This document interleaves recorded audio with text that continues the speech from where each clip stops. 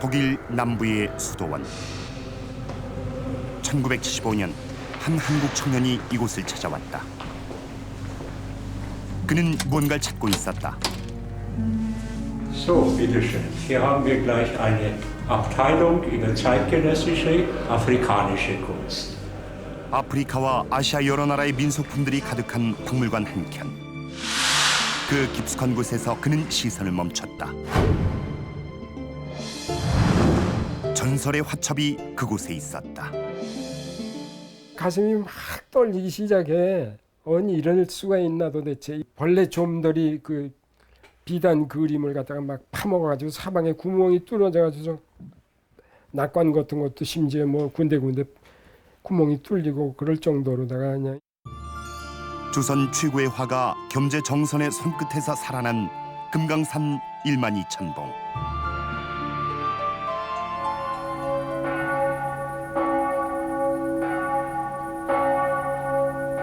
독일 수도원에 잠들어 있던 조선 산수화의 정수가 깨어나는 순간이었다.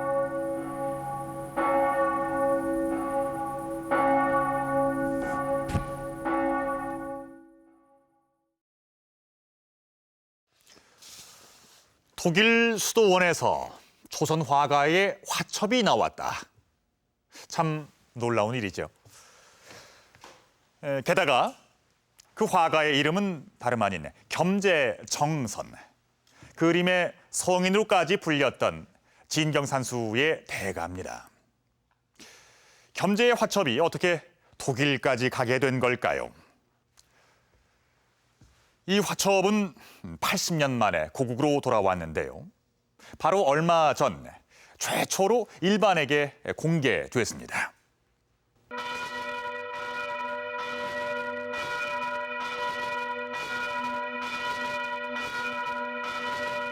성 베네딕토회 외관수도원.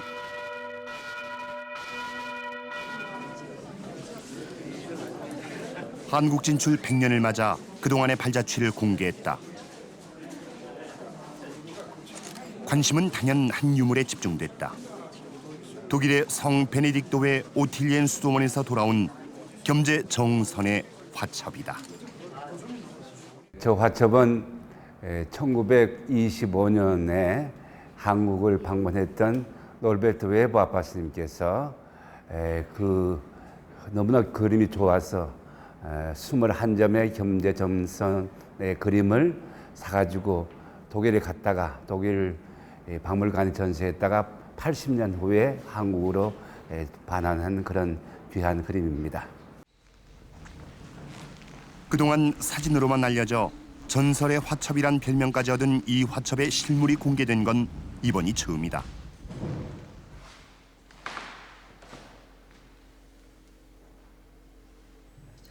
전문가와 화첩의 상태를 면밀히 검토했다. 보자기를 펼치자 오틸리엔 수도원의 문장이 눈에 띈다. 이것을 앞표지로 본 것이다. 첫 장을 넘기자 나타나는 금강내산 전도. 금강산 전체를 하늘에서 바라보듯 그린 산수화다.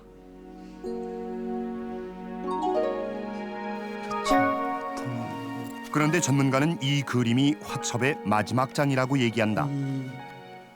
여기서부터 돼야 될 겁니다, 아마. 네. 예전에는 이렇게 봐가거든요. 네. 한문은 다 이렇게 써가죠. 네. 이렇게 써가니까 시선이 이렇게 가요. 동서양의 문화적 차이에서 온 오해였다. 화첩은 공자의 이야기를 담은 고사 인물화로 시작한다.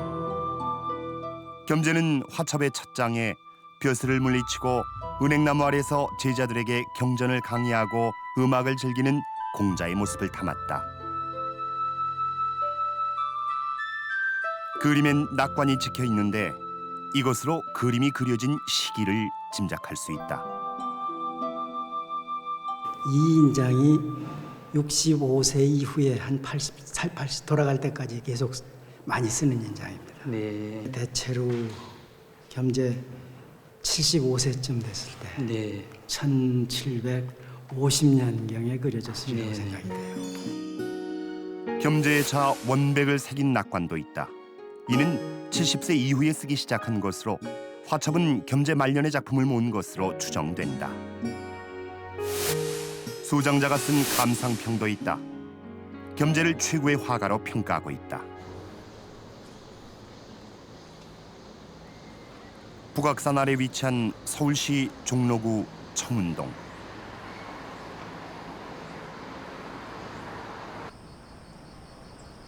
겸재 정선은 이곳에서 태어나 52세까지 머물렀다.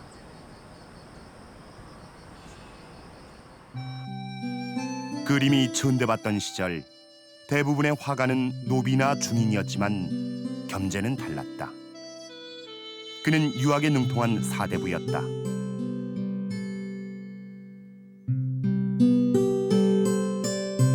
겸재는 당대 지식인들에게 조선 최고의 화가로 인정받았다.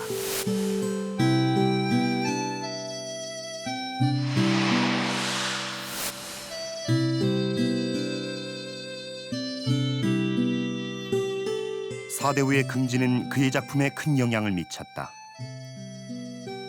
초당 춘수는 유명한 삼국지의 한 대목을 그린 것이다. 초당춘수라고 해 써놨는데 이거는 제갈공명이 지금 유비한테 유비가 상고초려하는 장면이라. 이거 제갈공명이 초당에서 지금 유비가 상고초려하러 찾아오니까 자는 척하고 있는 거예요. 그래서 여기 그런 소리 써놨죠. 형주와 익주 지도가 어느 벽에 숨겨져 있느냐.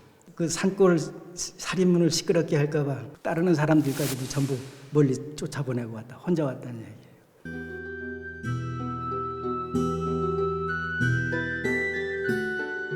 그는 매화와 학을 키우며 살았던 중국 선비와 여러 은둔자들을 비롯해 공자, 노자 등 성인들의 삶을 담아냈다. 그는 이들을 통해 유교의 이상과 선비의 풍모를 그리면서도 인물의 옷이나 얼굴, 배경은 조선식으로 비운영했다. 그리고 화첩의 마지막은 금강산 그림 석점으로 마무리했다. 성리학적 전통 위에 조선의 자부심을 담은 겸재만의 구성이었다. 이번에 공개된 화첩은 겸재 말년에 무르익은 화풍을 감상할 수 있는 소중한 유물입니다. 그런데 여기에는 미술사적 가치 못지않은 흥미로운 점이 한 가지 있습니다. 그것은 이 화첩들이 원래 소장돼 있던 곳이 독일 수도원이었다는 것입니다. 그러니까 서양의 가톨릭 정신을 지키는 곳에서 우리 문화의 정수인 겸재 정선의 작품을 소장하고 있었다는 것입니다. 자, 과연 여기엔 어떤 사연이 숨어 있을까요? 1976년 말 한 미술 잡지에 놀라운 기사가 실렸다.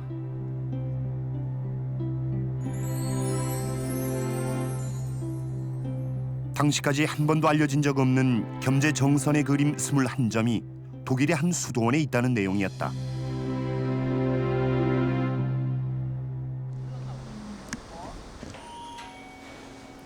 화첩의 존재를 세상에 처음 알린 사람은 당시 국립중앙박물관에서 일하던 유준영 씨. 미술사학 전공자로 독일에서 겸재 정선에 관한 박사학위를 마친 직후였다. 유학생활 막바지 그는 한 독일 수도사가 낸 책에서 한국에 소개되지 않았던 겸재 작품 석점의 사진들을 발견하고 직접 찾아 나섰다.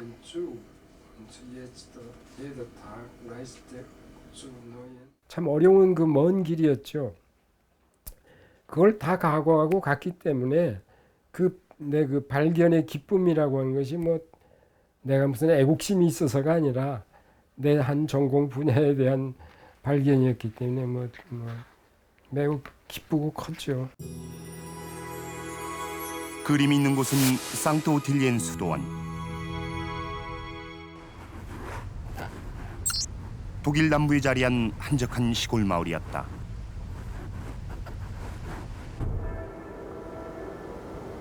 알프스 북쪽의 호수 부근에 위치한 성 베네딕토 수도회 오틸리엔 연합회.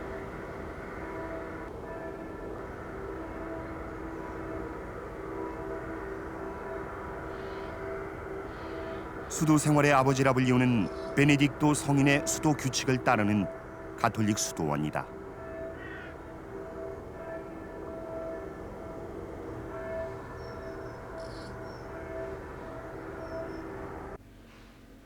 문제책은 이곳에서 쓰여졌다.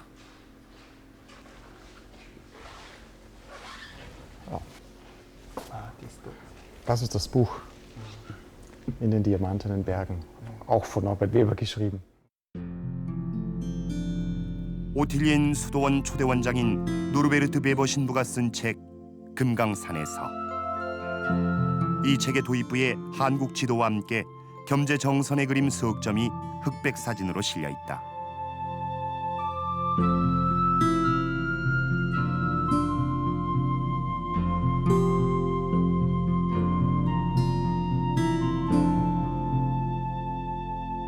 그 책 속에 보면은 겸재 그림이 석점이 있다. 뭐 정확히 얘기해서 금강산 그림이 석점이 정확히 얘기해서는 이제 이렇게 예, 큰 거하고 조그만 거 두 개가 있는데 있으니까 이것이 쌍오틸리엔 박물관에 당신이 있던 그 박물관 안에 그거 말고도 또 다른 게 있지 않겠느냐. So, ich führe Sie in unseren 유준영 교수는 수도원 측에 정선의 그림이 실제 있는지 물었지만 확답을 들을 수 없었다. 그는 직접 수도원을 찾아갔다. So, bitteschön. Hier haben wir gleich eine Abteilung über zeitgenössische afrikanische Kunst. 수도원 박물관엔 선교사들이 각국에서 수집한 동식물과 민속품들이 가득했다.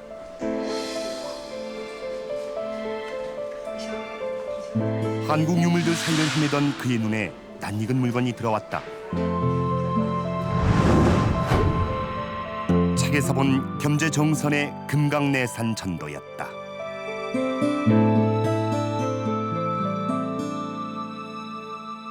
유리로 된 그 전시 상자가 있잖아요. 이제 다른 우리나라 유물들 사이에 딱 금강산을 하나 이렇게 딱 펼쳐놓은 화첩이 있더라고. 요새를 주고 네 맘대로 꺼내가서 보든지 말든지 해라 그래요. 그러니까 좀 막 그때 그 말을 하니까 가슴이 막 떨리기 시작해. 그는 즉시 슬라이드 필름에 그림을 한 장씩 담아 나갔다.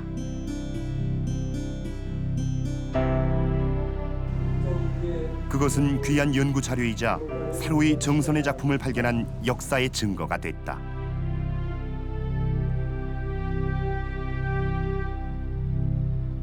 수도원장의 책에 실린 그림 석장은 화첩의 일부였다.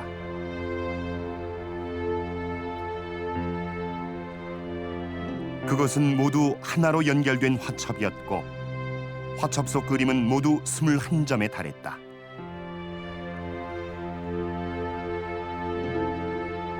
금강산 그림 석점만 내가 발견해도 다행이다 하고서 찾아갔는데 거기 플러스 18점을 더 발견했으니까 이건 그냥 덤으로 더 그야말로 한꺼번에 그야말로 그냥 복이 그냥 하늘에서 떨어진 것 같은 막 그런 느낌을 받았죠. 전설의 화첩은 그렇게 세상에 알려졌다. 독일 수도원에 잠들어 있던 겸재 정선의 작품 21점이 비로소 깨어난 것이다.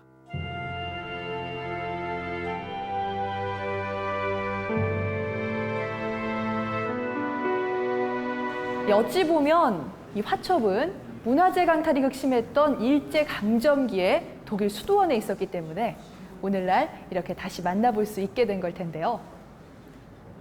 그렇다면 이 화첩을 독일로 수집해간 노르베르트 베버 신부는 어떤 인물이었을까요?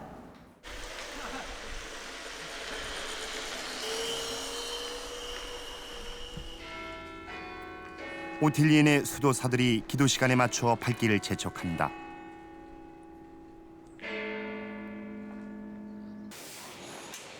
그들은 수도원 밖 작업장에서 돌아오는 길이다. 출판, 금속 세공, 자동차 정비 등 모든 수도사들에겐 각자의 일이 있다.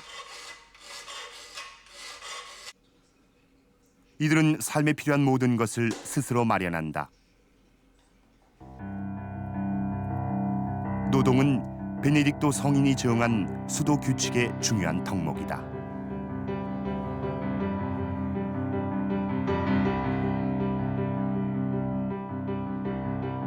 다른 사람들에게 폐해를 끼치면서 하다 보면 자연히 이제 자기가 원했던 어떤 순수한 그 수도 생활, 도를 닦는 활동에 이제 폐해가 될 수 있다, 장애가 될 수 있다 생각해서 자급자족을 원칙으로 했죠. 그래서 그분들은 처음부터 그 수도회 운영 목적을 모토라고 할까요? 그 목표를 기도하고 일하라. 그러니까 수행 생활을 하는 것과 노동을 함께 해가는 것. 수도와 선교를 병행하는 성 베네딕토회는 20세기 초 우리나라에 진출했다. 당시엔 한자음을 빌어 분도회로 불리웠다. 추남선은 그의 상식책에서 이들이 조선 문화를 연구하는 데 열심이고 동소문 안쪽에 있다고 적고 있다. 동소문의 본래 이름은 해화문이다. 베네딕토회는 당시 백동이라고 불리우던 해화동 일대에서 선교를 시작했다.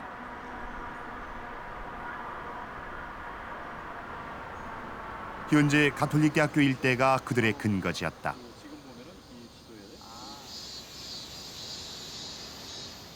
그때가 1909년 2월 25일 날 진출한 걸로 알려져 있습니다. 그리고 그때 당시에 3만 평 이 일대를 사가지고 매입해가지고 학교와 수도원을 설립하게 됩니다. 성 베네딕토회는 이곳에 성당이 아닌 수도원을 건립했고 노동과 기도를 병행하며 선교 활동을 펼쳐나갔다. 당시 한국 선교를 결정한 사람은 노르베르트 베버. 정선의 그림이 담긴 책 금강산에서를 쓴 바로 그 신부였다. Wir haben ja angefangen zunächst als Missionsinstitut für Afrika und das war ein ganz neues Unternehmen dann, dass man nach Asien ging, weil die Kultur in Asien natürlich völlig anders ist und dafür braucht es viel Mut, um dieses neue Projekt zu beginnen. 1911년 2월 초대 수도원장으로 조선을 처음 방문한 베버는 넉 달 동안 전국을 두루 돌며 한국의 전통 문화와 풍습을 체험했다.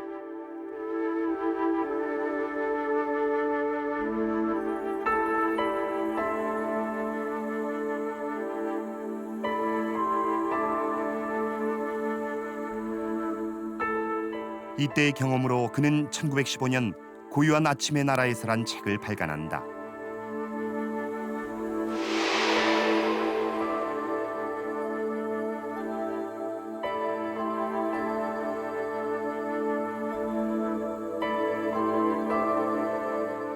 베버는 여행 중 느낀 점들을 틈틈이 일기와 메모로 남겨 정리했다.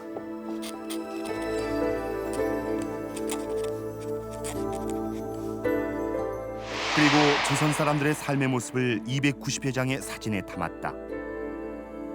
식민 지배 아래 사라질지도 모를 한국의 풍속을 남기기 위한 것이었다. 한일 병합 이후 지난 몇 년 동안 한국 민속의 많은 것들이 이미 사라져 버렸다. 아직 남아있는 것들도 곧 같은 길을 따르게 될 것이다. 이러한 변화의 내용들 중에서 일부분은 내 지칠 줄 모르는 펜이, 또 다른 많은 모습들은 내가 찍은 사진들이 붙잡아 둘 수 있었다. 한국 문화에 대한 애착은 기록에 그치지 않았다. 오틸리엔 수원 박물관엔 한국관이 따로 있다.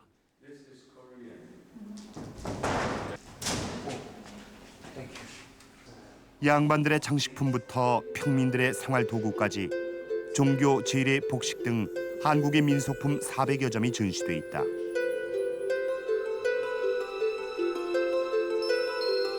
그가 가장 애착을 가진 것은 서민들의 문화였다.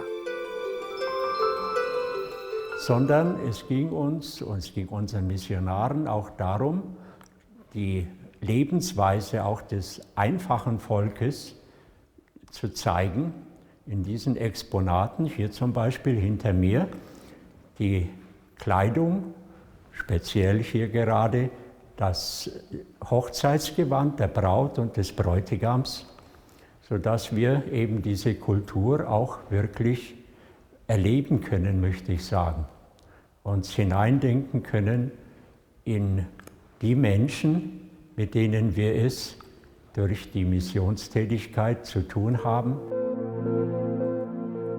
그는 한복에 드러난 조선 사람들의 사체 감각에 특히 감동을 받았다. 팔소매는 아래로 처지고 흰색 소매 끝동은 전체적인 외관의 윤곽을 뚜렷이 드러내는 한 쌍의 강한 빛을 만든다. 모든 것이 순수하고 맑은 색으로 섬세한 색채 감각을 통해 균형 잡히고 배합되었다. 그는 조선의 풍속을 연구해 그 속에서 민족성을 발견해냈다. 품앗이는 유럽에선 상상하기 힘든 공동체 문화였다. 이들의 민족성은 거대한 농사일을 하는 데 있어서 품앗이라고 부르는 특별한 방법을 창안해냈다. 품앗이에는 함께 단합하고 서로 돕고 다른 사람을 믿으며 가난 속에서도 저마다의 개인적인 욕망을 이룬다는 민족 정신의 한 부분이 내포되어 있다.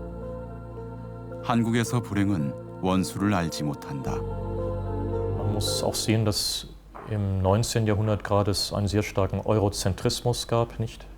Das heißt, wenn jemand aus Europa kam, dann war er automatisch überzeugt, dass die Kultur von Europa die beste aller Kulturen ist, nicht? Das ist einfach zeitbedingt. So war diese Zeit. Und in Korea war von Anfang an schon so, dass man, kennen Sie, auf Augenhöhe, also dass man die koreanische Kultur von Anfang an als gleichwertig ansah, nicht?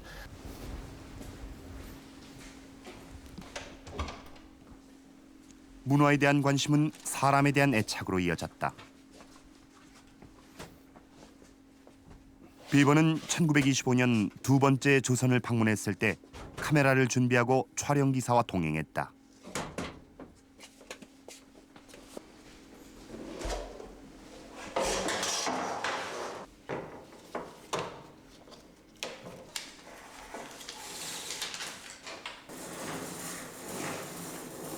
한국의 문화와 사람을 더 생생하게 기록하고 소개하기 위해서였다. Das ist eine Rolle aus dem Film Im Lande der Morgenstille von Norbert Weber, gedreht rund ungefähr 1930 für die Öffentlichkeitsarbeit der Mission damals im Lande der Morgenstille mit Szenen aus Korea. 영화는 당시 최첨단 매체였다. 푸른 눈의 수도사는 그가 본 한국의 모든 것을 담았다. 상영 시간이 116분에 달하는 이 기록 영화엔 전국을 유람하는 베버와 그가 만난 사람들의 모습이 기록돼 있다.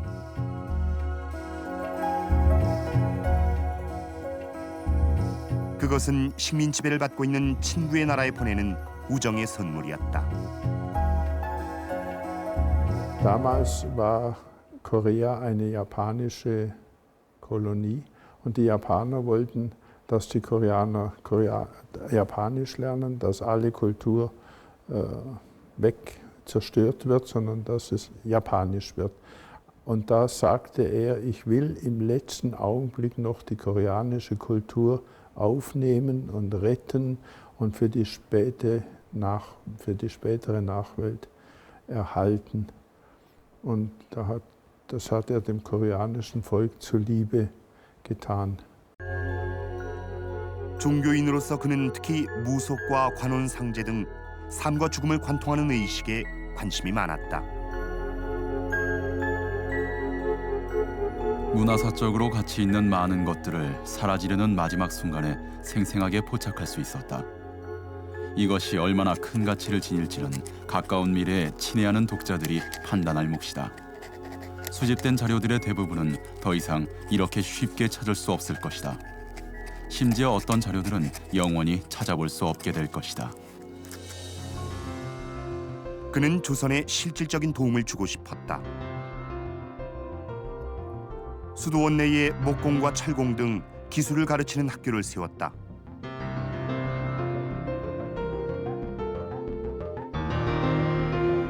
이듬해엔 교원을 양성하는 숭신학교를 세웠다. 비록 식민 지배를 받고 있지만 교육을 통해 언젠가 자립하게 하려는 의지였다.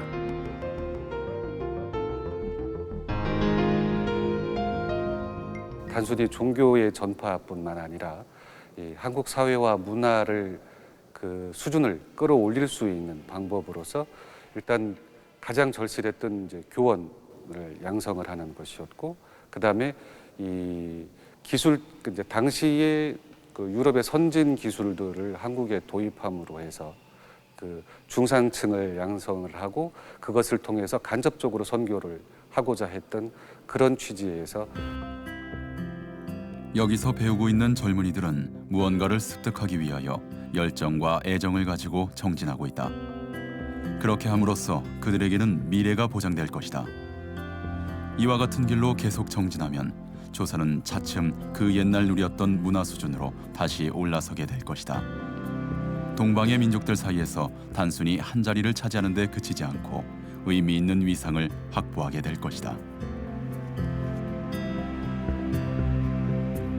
그는 떠나는 순간까지 조선의 미래를 걱정했다. 하나의 국가로서 이 민족은 멸망하였다. 나는 마치 한 민족을 무덤에 옮겨놓은 장례식 행렬에서 집으로 돌아가는 듯하다. 우리가 이 사라진 나라에 작별의 인사로 부르고 싶어 시도하였던 대한만세 한국이여 만년 동안 영원하라는 입술에서 사라져버렸다.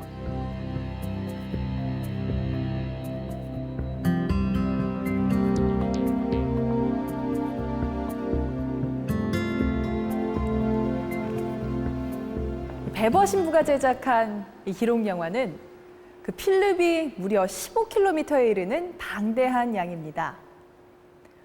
그는 이를 선교사들을 위해 자료로 제공했고 또 독일의 학교에 배포해 교재로도 사용했습니다. 베버 신부는 한국의 문화를 사랑했고 또 그것이 일제 식민 지배 아래 사라지는 것을 염려했습니다. 그런데 왜 그는 수많은 조선의 화가들 중 겸재 정선의 그림을 수집했던 걸까요?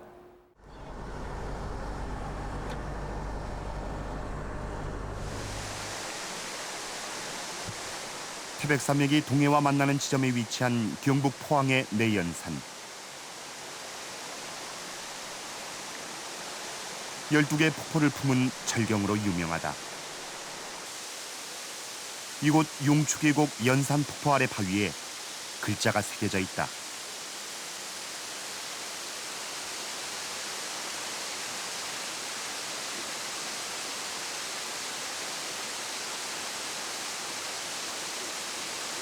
(1734년) 가을, 정선이 이곳에 왔다.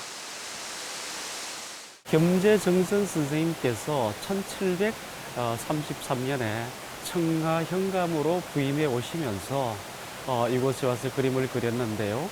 그림을 그리면서 조 바위 조 뒤쪽에 가빈추 정선이라는 그 탐성 각자를 남기셨습니다. 그림에 나와 있는 이 폭포가 바로 저쪽에 있는 폭포가 되겠습니다. 정선은 특유의 힘차면서도 율동적인 필획으로 내연산 삼용추의 절경을 살려냈다. 예리한 수직의 선으로 길게 쪼개진 절벽의 바윗결을 재현했고 삼용추의 폭포 길이를 급격히 줄여가며 물의 세찬 흐름을 표현했다. 이런 풍경들을 특히 원숙한 필치로 어떤 그 재구성할 수 있었는데 그게 바로 겸재준입니다. 그래서 이 내연산 용추골은 우리나라 진경산수화의 화풍이 만개한 그런 곳이라고 말씀드릴 수가 있겠습니다. 14살의 그림에 입문한 겸재는 평생에 걸쳐 자신만의 화법을 개발하기 위해 노력했고 말년에 이르러 그것을 완성했다. 대상의 윤곽과 질감, 중량감을 독창적인 기법으로 표현해 사물에 깃든 의미와 기상까지 드러내는 이른바 겸재준법이다.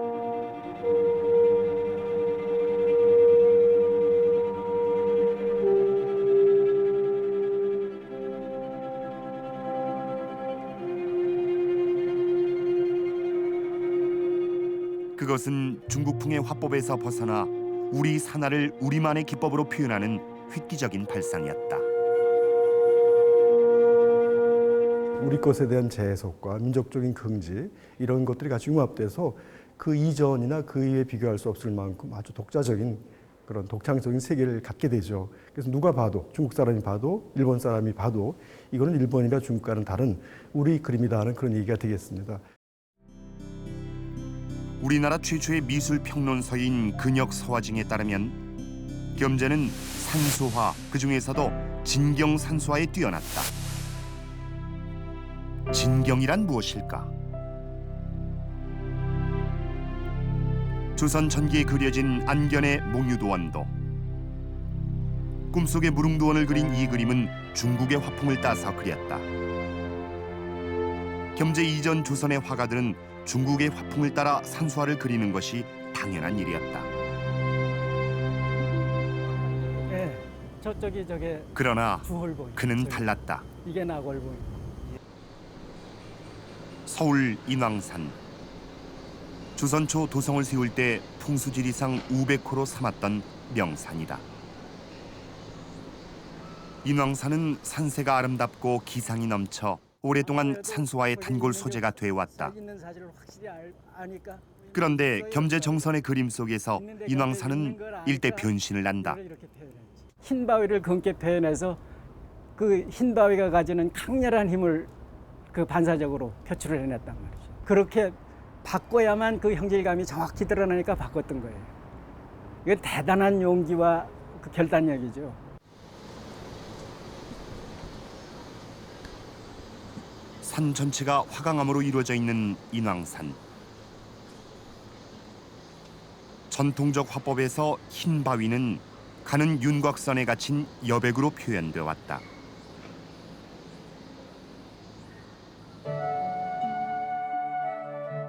그러나 겸재정선의 그림 속에서 인왕산은 검은색이다.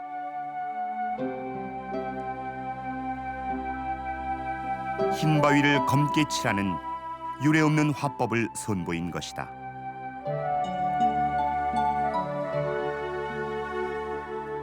바위의 중량감과 위압감을 살려 우리 산세가 가진 기상을 표현하기 위한 독창적인 선택이었다. 이처럼 눈에 보이는 형태나 색을 초월해 대상의 본질을 추구하는 것이 진경이다.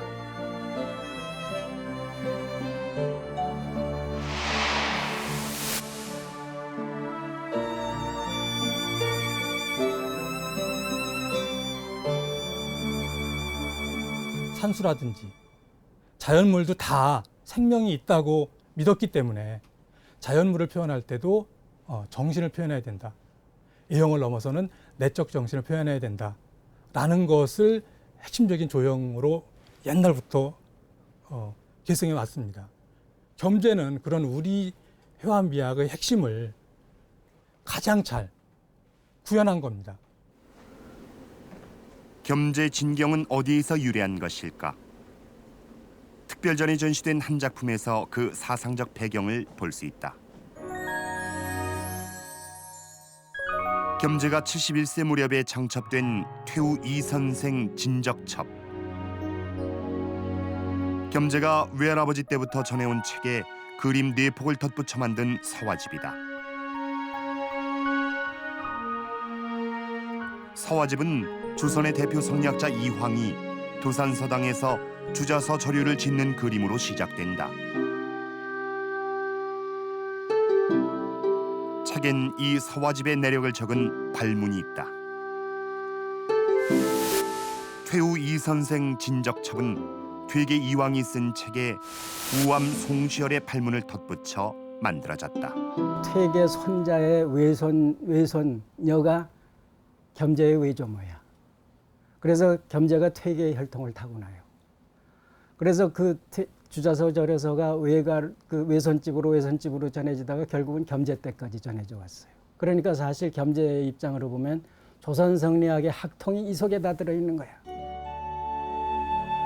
정서는 외할아버지가 송시열에게 발문을 받는 장면과 책을 보관하던 외가의 저택, 그리고 이를 물려받은 자신의 집을 차례로 그려 넣었다.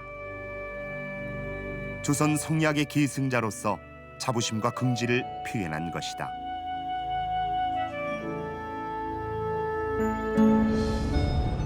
우리 것에 대한 자부심은 조선의 산하에 대한 애정으로 이어졌다. 겸재가 평생 가장 심혈을 기울여 그린 것은 금강산이었다.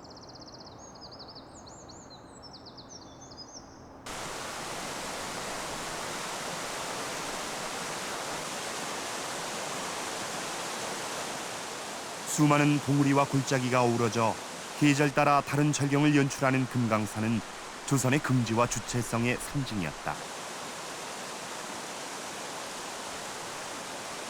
금강산의 명성은 중국인들조차도 부러워할 정도였다.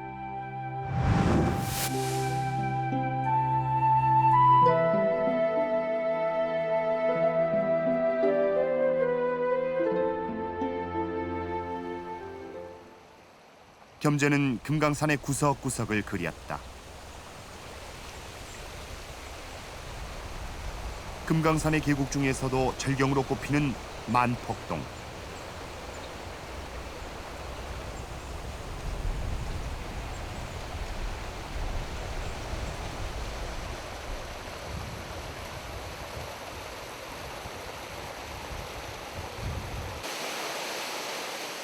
골짜기로 100개의 물줄기가 쏟아지는데 그 모습이 모두 달라 만폭동이란 이름이 붙었다. 겸재는 평생 여러 번에 걸쳐 만폭동을 그렸다. 그의 그림 속에서 만폭동은 너럭바위 양쪽으로 폭포가 만나는 장관으로 연출돼 있다.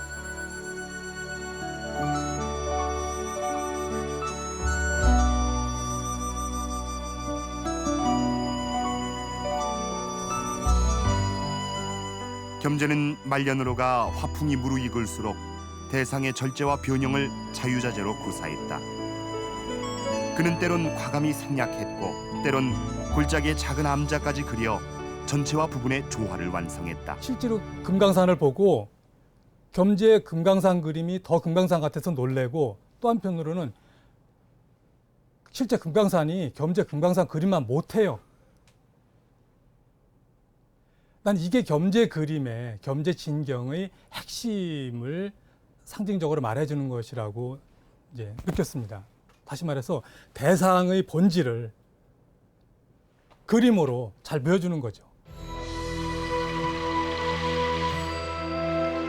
한눈에 보이지 않는 금강산의 진정한 아름다움이 한 폭의 그림 속에서 생생하게 되살아났다. 겸재 정서는 부분과 전체의 조화를 통해 대상이 가진 영혼을 불러내는 진경산수의 창시자이자 완성자였다.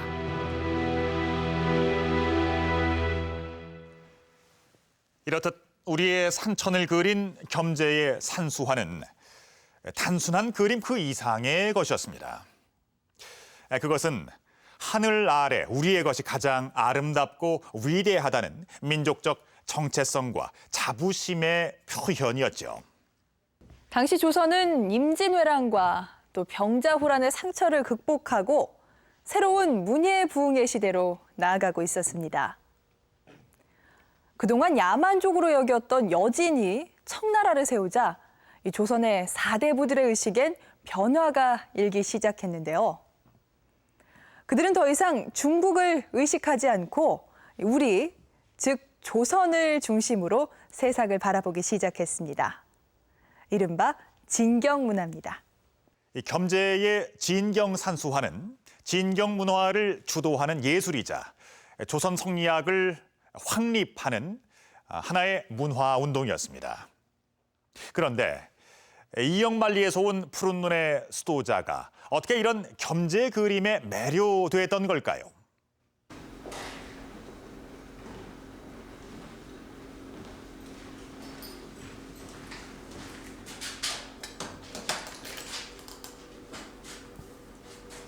독일 상트 오틸리엔 수도원엔 베버 신부가 한국을 다녀와 남긴 또 다른 유물이 있다.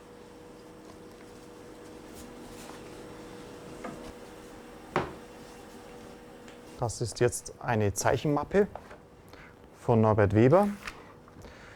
Und dieses Aquarell ist wahrscheinlich das erste, das er gemalt hat auf der Reise 1911 in Korea.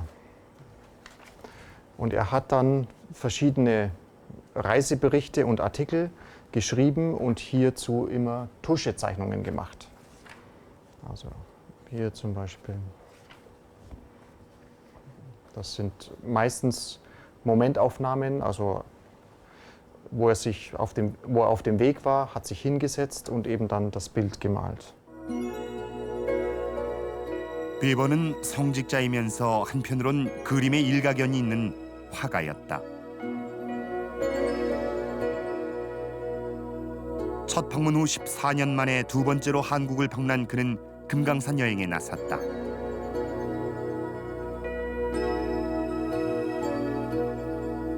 철원까지 기차를 타고 간 일행은 금강산이 가까워오자 자동차로 갈아탔다.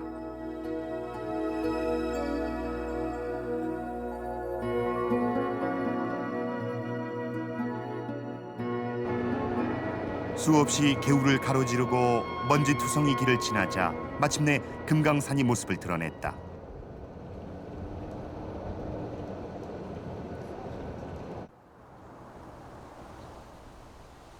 내금강 입구에 들어서자 사찰이 있었다.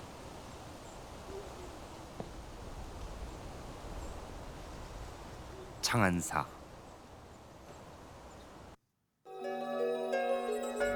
영원한 안식이란 뜻을 지닌 금강산의 대표 사찰이었다.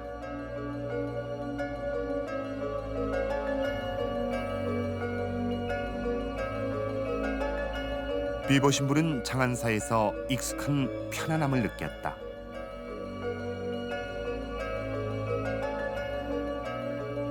장안사가 자리한 이곳은 하나님이 창조하신 모습 그대로였으며 마치 우리 고향의 어느 고요한 알프스 산장처럼 느껴졌다.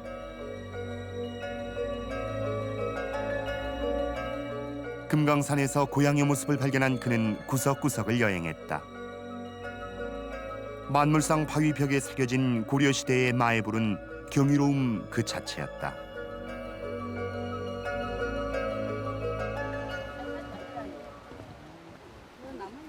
그 중에서도 베버의 눈길을 끈 것은 만폭동 골짜기에 자리 잡은 보덕굴.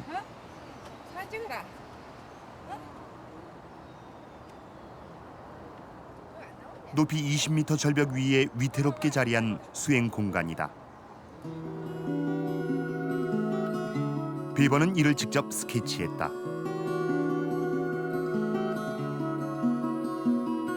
겸재도 그의 그림에서 보덕굴을 빠뜨리지 않았다. 팔각지붕을 얹은 보덕굴은 자연굴의 앞을 막아 암자를 지었다.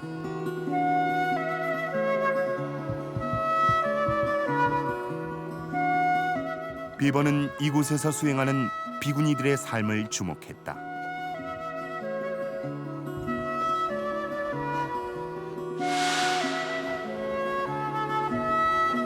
돌이네.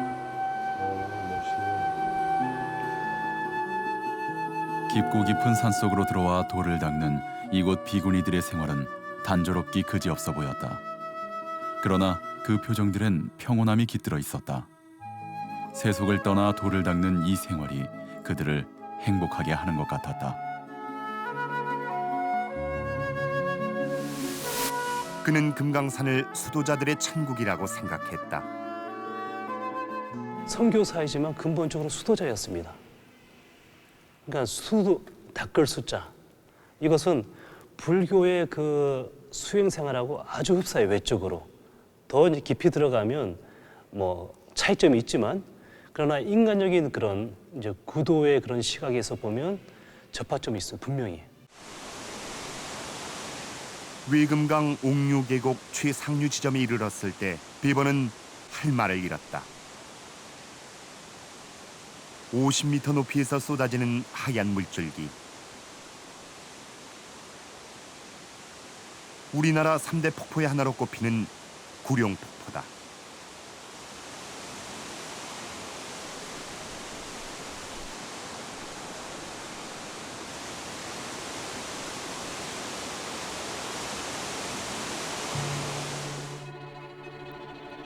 비버는 금강산의 절경에 매료됐다. 참 대단한 자연의 경이다. 나는 아무리 구경해도 싫지가 않다. 창조주의 위대함이 내 마음에 깃들고 내 눈은 거역할 수 없는 영광스러운 힘에 압도되었다. 그는 붓을 들었다. 그리고 자신이 느낀 감동을 화폭에 담았다.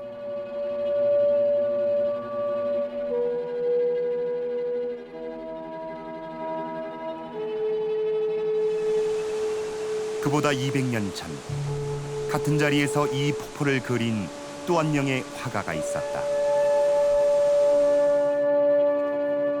겸재정선. 그는 긴 수직선을 과감하게 사용해 구룡폭포의 장대함을 표현했다.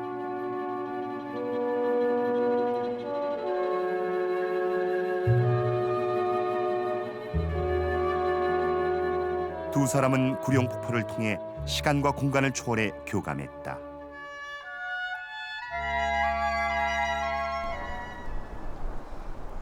일주일간의 여행을 마친 그는 온정리의 한 호텔에 묵게 된다. 그런데 이곳에서 금강산의 자연과 이를 표현한 예술에 대한 베버의 생각을 확인하는 사건이 발생한다. 당시 베버 신부 일행이 묵고 있던 호텔에 한 일본인 화가가 있었다. 그는 호텔 복도에 자신이 그린 금강산 그림을 전시해놓고 판매했다.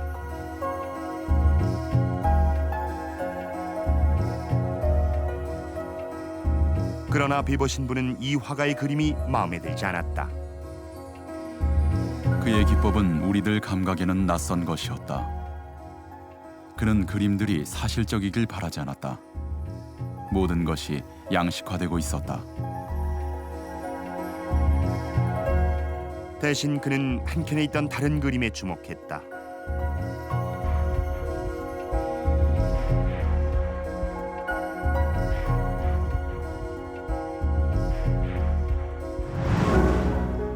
그것은 겸재정선의 금강내산 전도였다. 한국 화가는 계곡과 깊은 골짜기에 감춰져 산벼락이나 봉우리에서 볼 수 있는 크고 작은 절과 암자들을 빼놓지 않았다. 정양사의 육강약사전, 삼불암, 보덕굴 등 그는 분명 가능한 모든 사찰들의 특징을 그리려고 했다. 그가 금강산을 그리는 한국적 조형 방식은 금강산의 전체적 특성을 재현해내고 있었다. 나는 일본 화가의 구룡폭포 대신 한국 화가의 구룡폭포를, 일본 화가의 만물상도 대신 한국인들이 즐겨 입는 색동옷 같은 금강내산 전도를 선택하려 한다. 이렇게 해서 겸재의 화첩은 독일 우틸리엔으로 가게 됐다. 비버는 금강산 여행기를 책으로 내면서 화첩의 그림 속 이미지들을 본따 이니셜 도안까지 만들었다.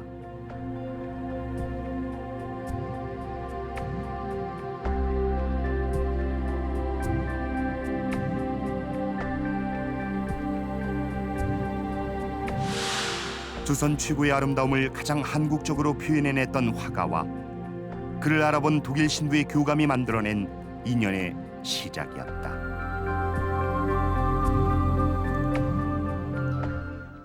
겸재정선과 베버 신부. 이들은 이 금강산의 아름다운 경치 이상의 정신적 의미를 부여하고 있었고, 이를 통해서 수백 년의 시간을 넘어 교감할 수 있었습니다. 자, 이제 마지막 의문이 남는군요. 80년간이나 오티리엔에 보관 중이던 겸재의 화첩은 어떻게 우리나라로 돌아올 수가 있었던 걸까요?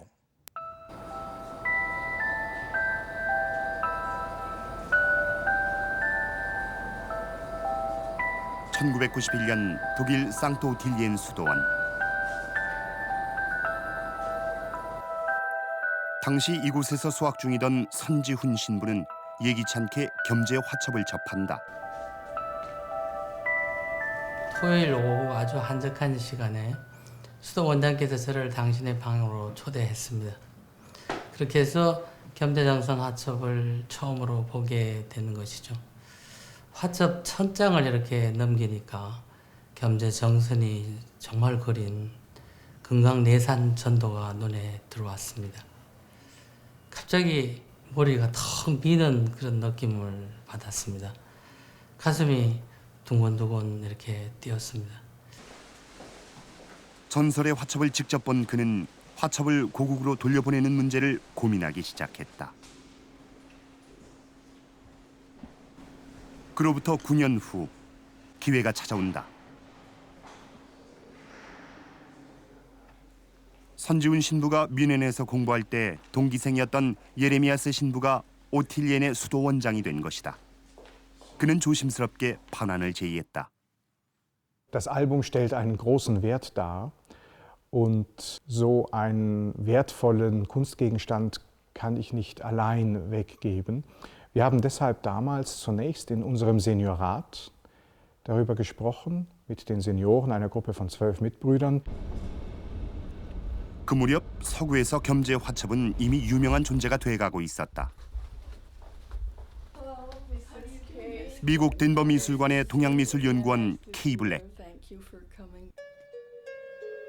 그녀는 93년 한 세미나에서 겸재 화첩에 대한 소문을 듣고 직접 수도원을 방문했다. 케이 블랙은 겸재 조형 기법에 충격에 가까운 감동을 받았다. Sanitarian Diamond Mountain panoramic painting is a very bold rendition. The mountain looks real because the mountains and valleys depicted each own true space. And that's not true with all mountain landscapes. 케이 블랙은 2000년 미술 전문지 오리엔탈 아트의 겸재 화첩에 관한 기사를 발표했다. 그녀는 산 전체를 조망하는 겸재의 독창적인 시점에 주목하고 위성 사진을 동원해 겸재가 금강산을 바라본 지점을 분석했다.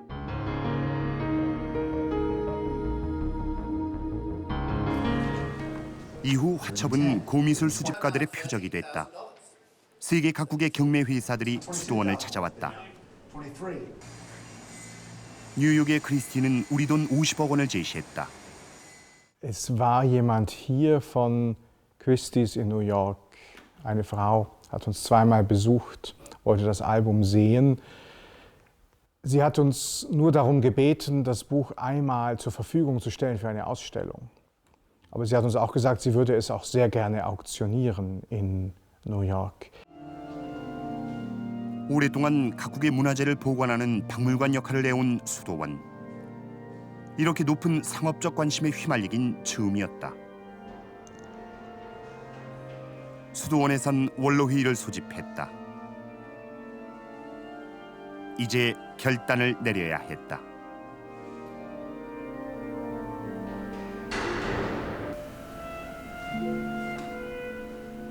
오랜 잠에서 깨어난 화첩은 다시 위기를 맞았다.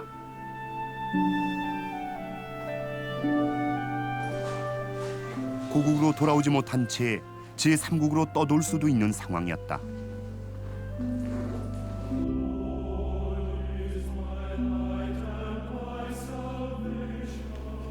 (2005년 8월) 드디어 오틸리엔 수도원의 답변이 왔다.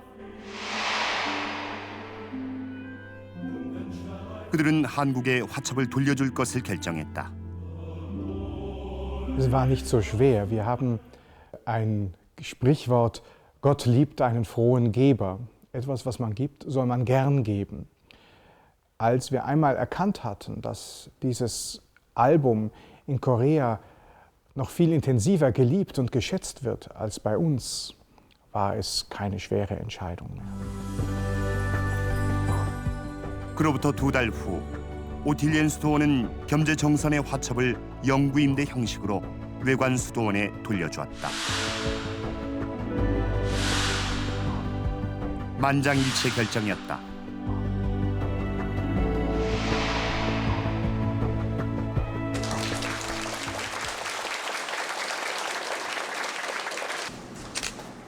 (2009년 9월 20일) 성 베네딕토회 한국 선교 100주년을 기념하는 날.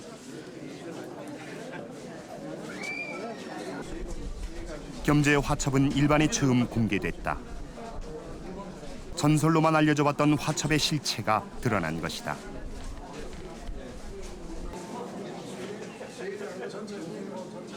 일제강점기 조국을 떠나 먼 길을 돌아온 화첩. 80여 년 만의 귀환이었다.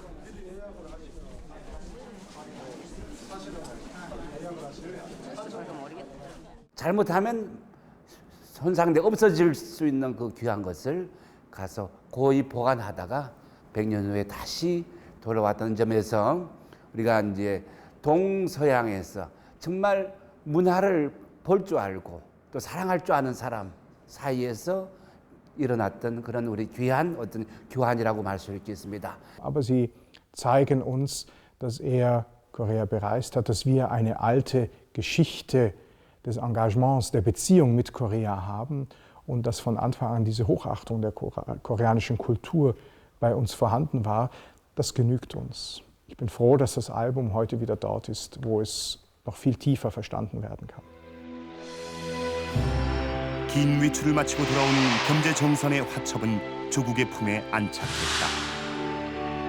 200년의 시간을 뛰어넘어 한국과 독일의 두 영혼이 이뤄낸 우정과 소통의 결과였다.